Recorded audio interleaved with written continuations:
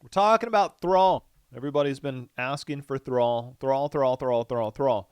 If anybody's ever watched, my opinions on Thrall over the past 2 years, Thrall is one of the most perfect complementary pieces to almost every composition in the game. It's really hard to go wrong with Thrall almost ever. There are times where you're going to suffer as Thrall. There are times where you're going to look like an absolute god as Thrall.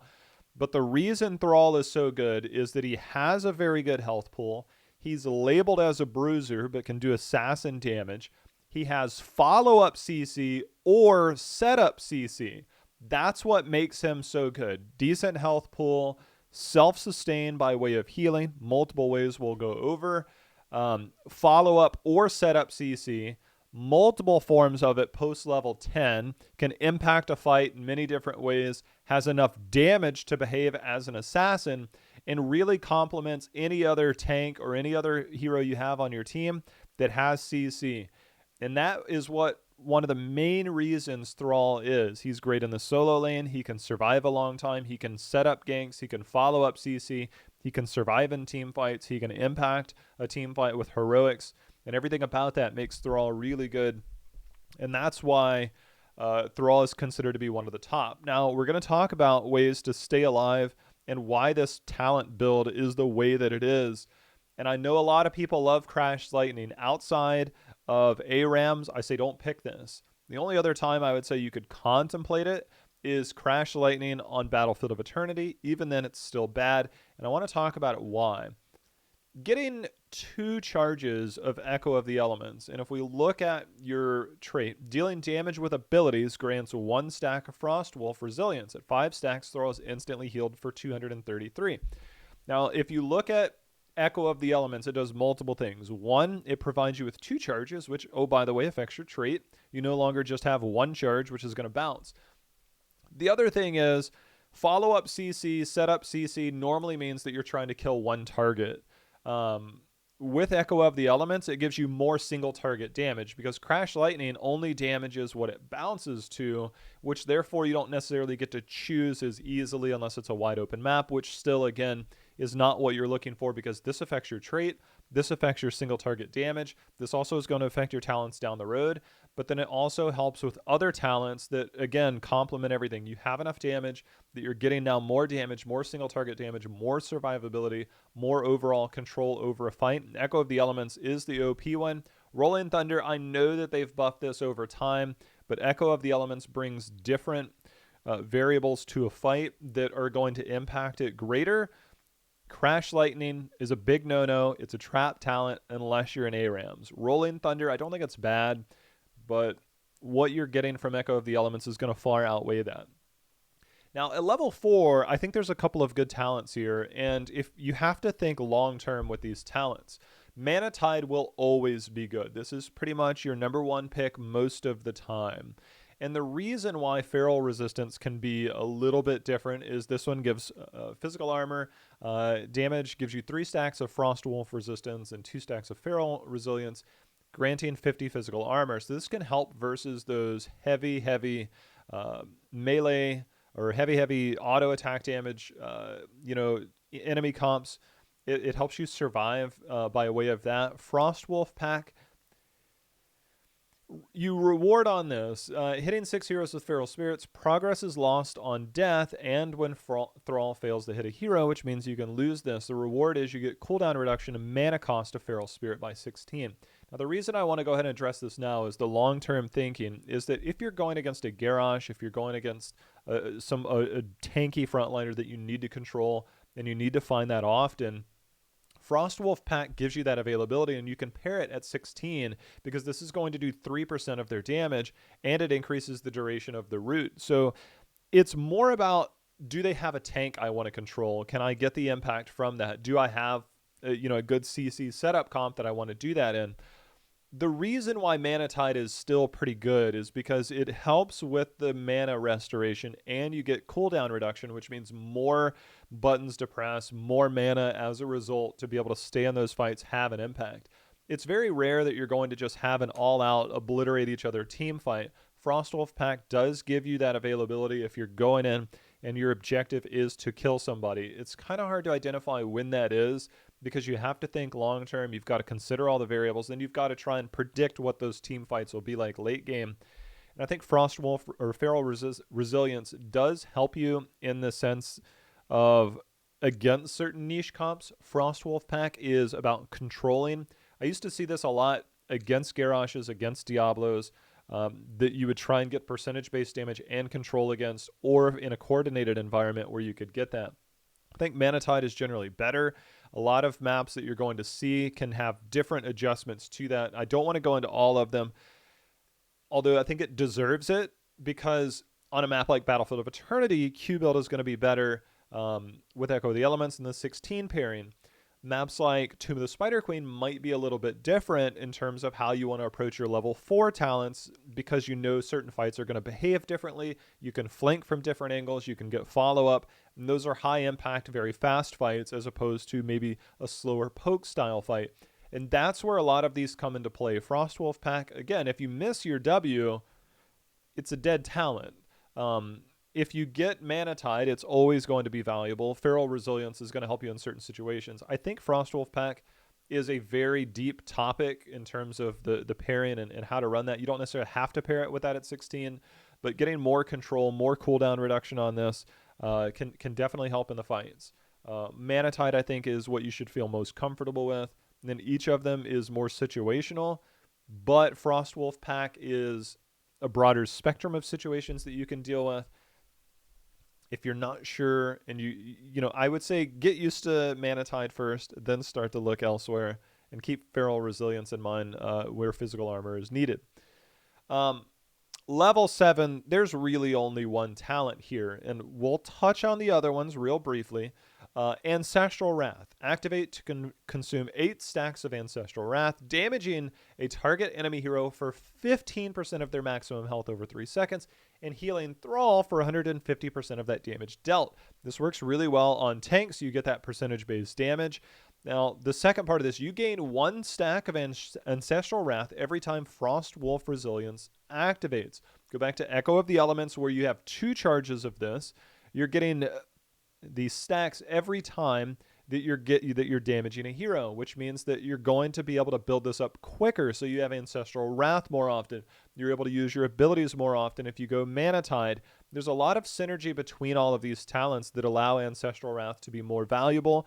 Get this built up, use this to stay alive, use this for some extra single target damage. If you're locking down a tank and you have multiple CC and you're blasting a tank, Ancestral Wrath can be used very offensively in that case. And at the same time, if you're in a fight and you need to heal, you can do this. And if the fight's going well enough or you're living long enough, you could conceivably use this twice. And this helps out a lot. I know a lot of people see follow through and they think that's where the damage is. And the damage is most certainly there. And if you went Manatide and you have cooldown reductions, or you went this, I can see the appeal of follow through. What you're getting otherwise, though, we'll let this go through, although I don't think you guys can hear it right now, so we'll just edit this out later. We'll address this after. Ancestral Wrath, I think we'll get that in a second. Now I'm going to have to edit this out. Yep, boss, welcome back to the JHow, man. 9 months. We just had a Twitch baby.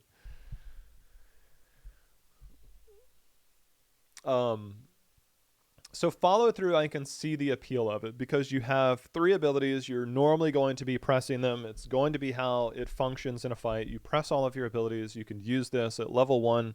Of course, you can press it twice, and the cooldown reduction. I think Maelstrom Weapon, unless you're a Thrall God, which don't think that you are. If you're a Thrall God, you wouldn't be watching this video. I can tell you that much. You wouldn't be watching this video.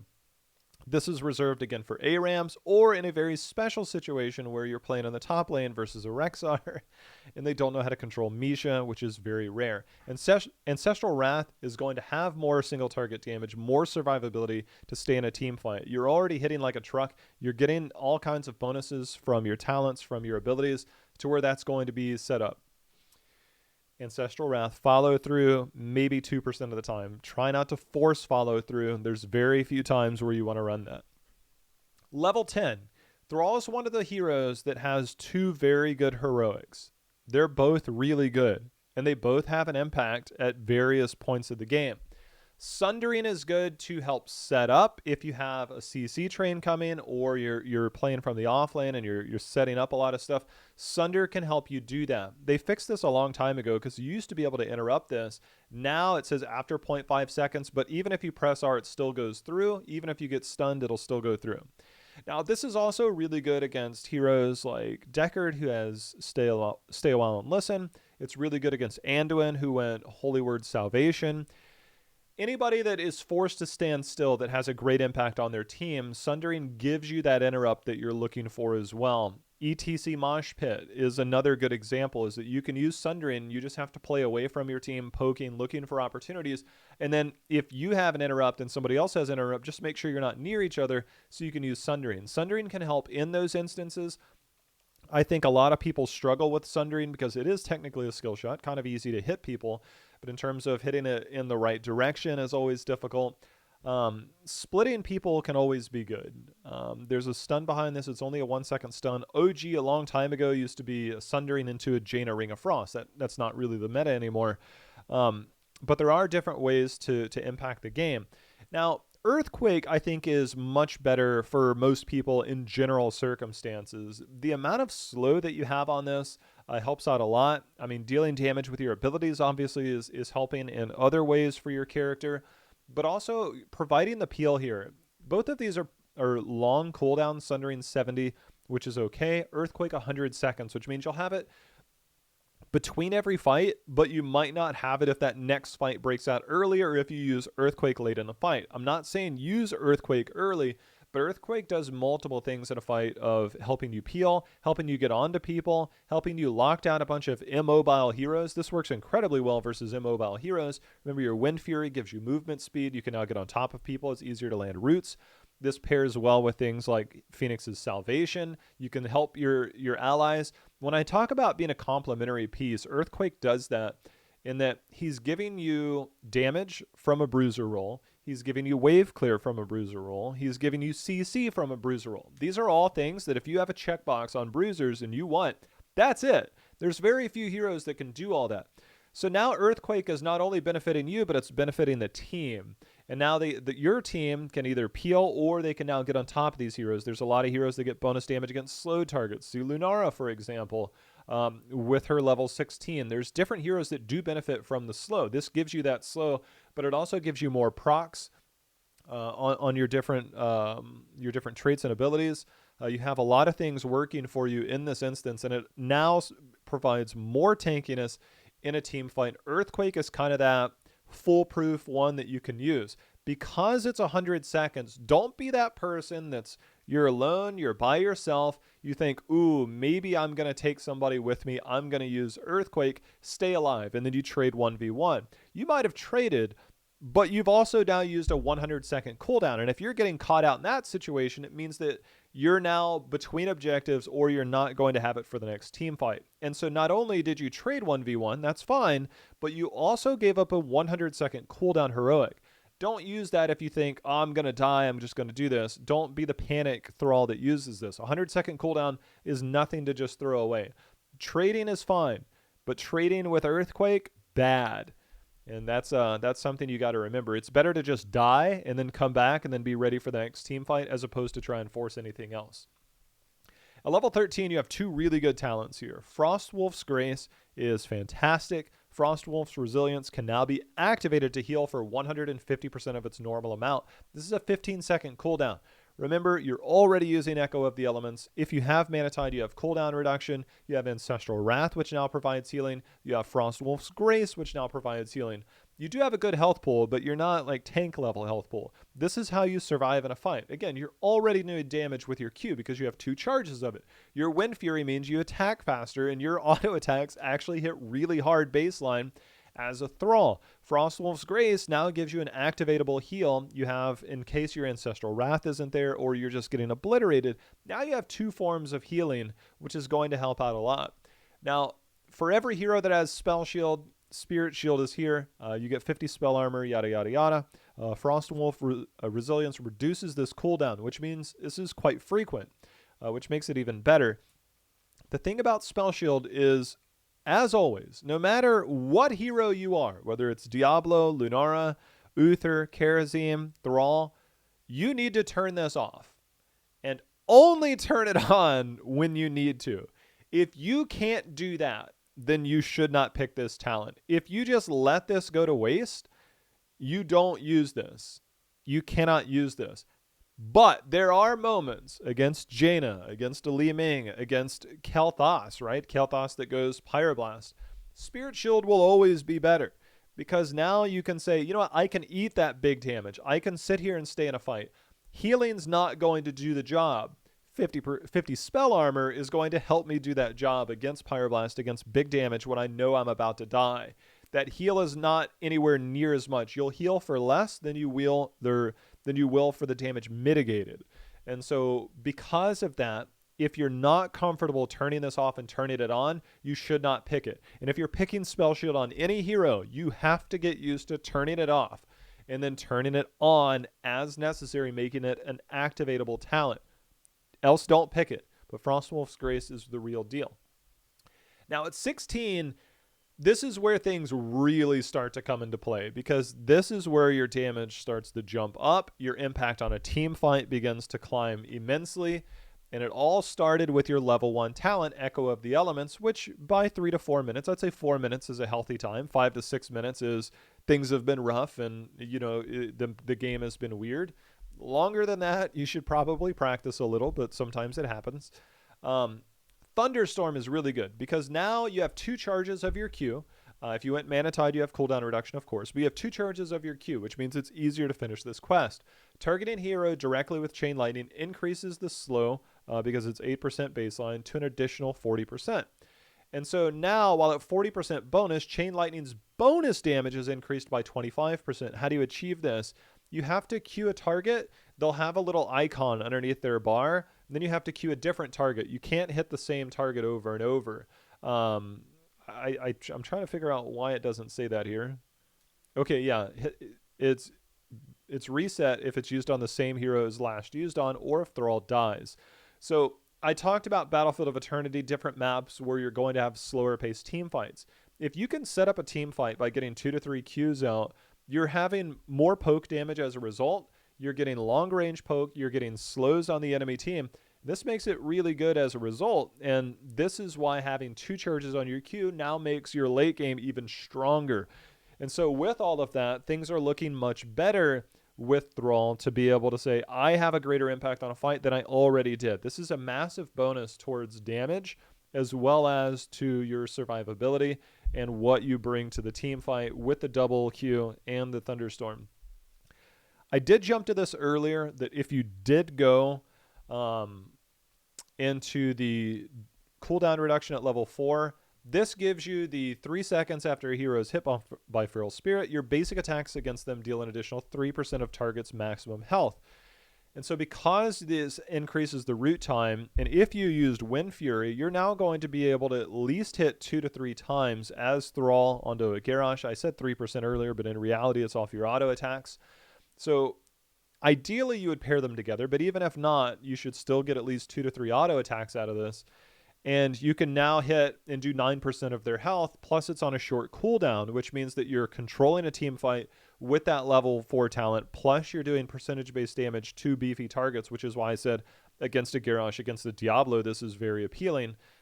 Yes, it's a little scary because those are the tanks that are willing to throw you around and you're hoping you live. But between Ancestral Wrath, between Alpha Wolf, all of these now mean that you're doing 15% damage with Ancestral. You can get 2 auto attacks, and all of a sudden you've done a quarter of a tank's health. And that doesn't even count your abilities. It doesn't even count your abilities between your Q, your W, and your auto attacks on your E. This is bonus damage on top of that, which is why Alpha Wolf can be good in those situations. But I think Thunderstorm is the default pick, should pretty much always be the pick. Tempest Fury, not worth it. Not worth it.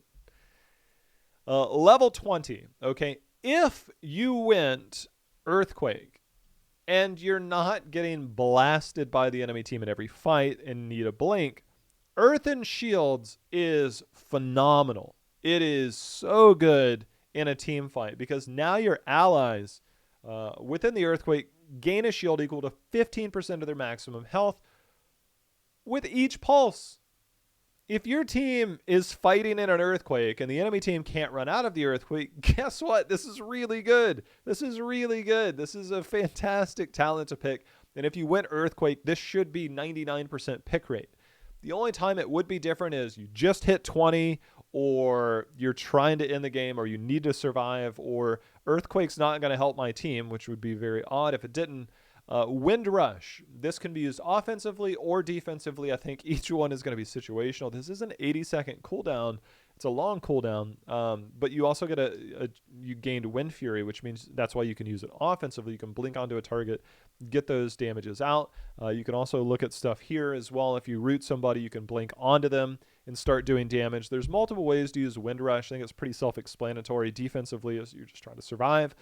Blinking in means that you're trying to combo somebody. You're trying to hit somebody really hard. You want to kill them. There's different ways to utilize that. You can dive on the back line, get onto people. However, if you did go Earthquake, Earth and Shields is almost a no-brainer most of the time. If you went Sunder, that would be your time to go Wind Rush. Don't think about Nexus Blades. The basic attacks dealing more damage and the movement speed slow, not as impactful as what you get out of Blink. World Breaker, I know it's cool. It's not good. You hurt yourself and your team as a result. I know it's appealing, but don't do it. Blink is going to give you more value always, almost always.